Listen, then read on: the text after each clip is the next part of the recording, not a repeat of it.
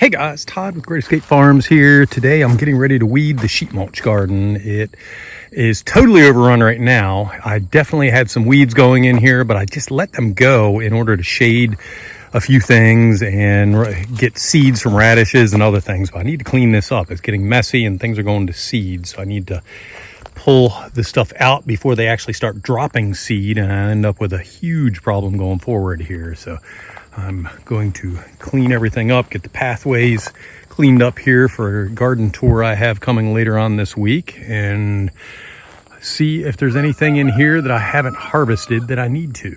So let me go ahead and get to work and I'll show you what it looks like when I'm done. Okay, right now I'm working on a Radish Row, and I actually let these grow up on purpose to go to seed. So I am actually collecting the seed real quick. And what I do, I can't do this one-handed, but I just put my hand on here and I kind of pull the pods off, and I'm putting them in a bag right now, and then I'll separate the seed later. I'll do a separate video on that. But what I'm doing is I am cutting the radish and I'm leaving the root down in there, and that will actually add food for worms and microbiome in the soil itself. Plus I'm not disturbing what's in the soil. So if I go ripping everything out by the roots, then I end up disturbing the microbiology in the soil and I cause more damage than good. So where possible, I'm leaving roots in, especially things like radish and all, when I know that it won't come up. Other things, let's see, lamb's quarter, if I cut it off at the root, it will come back up, but I don't mind that because I feed lamb's quarter to the chickens. So some things are okay, other things aren't. Grasses, I hate grasses. I will pull those out by the root, just trying to get rid of them and terminate them completely. So we have this thing cleaned up and ready to go, or as ready as it's going to get today. So still have tomatoes and stuff left here, and I forget what these things are called. I want to say Pirelli, but I know that's not it. I love the taste and smell of these things right here. Very, very spicy smell to them. Got some nice peppers down here ready to go. Scarlet runner beans are still flowering, and thought I saw some beans in here. Here you go. Got some beans right here, so I'm going to go ahead and get some seed from these. The chives are flowering away. Again, we have some more peppers and tomatoes in here. Got some tomatoes that are ripe, and the Turkish rockets are ready to go. I covered a lot of seed off of the Turkish rocket. These are the perennial leeks, which I was thinking about earlier. You can see right there, I need to grab and replant those bulbs and spread them out a little bit. I'm going to have at least a couple dozen bulbs there on the perennial leeks. So love those things. And let's see, I still need to harvest okra seed here. So I'm letting a lot of stuff go to seed because I spent way too much money on seed this year. So next year I wanted to leave some stuff here so I had the seed to actually plant next year. And I need to come through and find the seed on some of this nasturtium here. I cut a lot of flowers, but I left a lot on. So what I'm going to do is look for a flower end like this, and I need to find it at the right stage and pull the seed out before it drops the seed. So I will be grabbing some nasturtium seed. Absolutely love that runner stuff there. And I love this nasturtium over here, which was the kind of variegated leaves. So they were very good. And I had some other ones over here around the corner that I didn't get seed on. But what I did get seed on already was the regular radish seed, the daikon radish seed, and the Turkish rocket. So I still need to go through and break off the husks and winnow those. So this will end up being like a half a sandwich bag, and this one a quarter of a sandwich bag, and that one maybe a 1/16 of a sandwich bag. But I'll go ahead and do that a little bit later. I'll actually do that in another video, but I'm trying to harvest seed as I go along. Oh, I have the yard-long beans here. I think I already mentioned the scarlet runner beans. My wife really, really likes these cherry tomatoes here, so I have quite a few of them that are split because they were out here through a rain. So I'll go ahead and ferment the meat off of those and save the seeds on them. And as much as that looks like a nasty mess back there, that's all tomato plants. I still do see a couple pieces of grass there, but for the most part it's cleaned up. And this bad boy right here, this is my chi tree, C-H-E, and the fruit is just starting to turn red. I have a couple early bad boys, early pieces of fruit that are falling off there, but it's really not quite ripe down there.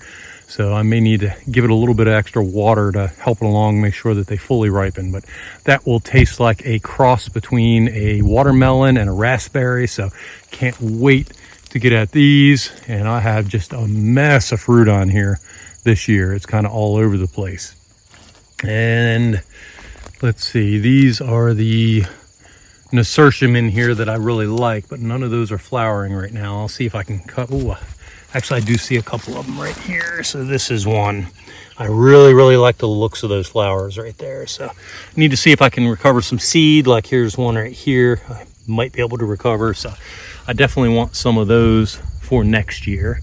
Let me see if I can crawl under this tree here and come over to my orange. So I am in I am in zone 6 in West Virginia. And that orange thing right in there actually is an orange, a citrus orange. This is my Flying Dragon Trifoliate Orange. And I have about a dozen different fruit on here. So there's one almost orange. There's one that is a little bit more orange. I have this one right here that is fully green, and I'm being very careful about sticking my fingers in here because that right there is a very long thorn, and I don't want to get hit with those. They're very sharp. So quite a bit of fruit in here. It's kind of a taste like a cross between an orange and a lemon. So not really good for fresh eating, but good for making juices and syrups and stuff like that. So we hopefully will get a good bit of that this year. I need to go and look up what this is, and I will include it in the show notes. I see flowers on it under there, but it's flowering a little bit too late, so I don't think we'll get any fruit this year. But we had the master gardeners came through yesterday, and they were commenting on the thorns actually on the leaves themselves as well as on the stalk. So definitely an interesting plant here. And I have several other plants I need to do plant profiles on. So I know it's an annual. It's not a perennial. It's just something that I put in here. I've had the fruit off of it before, a little bit sour, but just a unique looking specimen. So I'll have to look up what that is and include that in the show notes. But this is the perennial sheet mulch garden with some annuals still left in here. Oh, one other thing I wanted to show you is the sea kale. Looks a little bit kind of sad right now, and I probably wouldn't be able to eat anything off of that right now, but when with young tender leaves you cook it up, it tastes like asparagus. It's a very good tasting plant there. Oh, I mentioned earlier Turkish rocket over there, the green stuff. I had seeds from that. The Turkish rocket mixed in with a salad, it's very good. And the only other thing I want to show you is red Malabar spinach right here. And I have a bunch of seeds I'm going to be getting off of this. So it didn't fill in this arbor as much as I had hoped that it would, but maybe I just need to train it a little better next year. But this is a spinach substitute, the leaves are. And I think, one other thing, one of my favorite plants over here I want to show you, and this is an anise hyssop. And this thing just attracts bees and has been for probably 6 weeks now. And just the bumblebees actually latch onto the plant and spend the night on it. And the leaves themselves taste like black licorice, which I love. Oh, I just spotted one other thing I want to show you. I mentioned this in one of my other videos, and this is the Tromboncini Squash. And I had it earlier when it was green and used it as a summer squash. But once I found out if you leave them, they turn into a winter squash, I've gone ahead and left it, and it is brown now, and I should be able to store this for a long period of time. So I'm probably going to do a separate profile on this plant in itself because it just seems amazing in what it does. I've killed everything else in here, all the zucchini, all the cucumbers, everything else has died.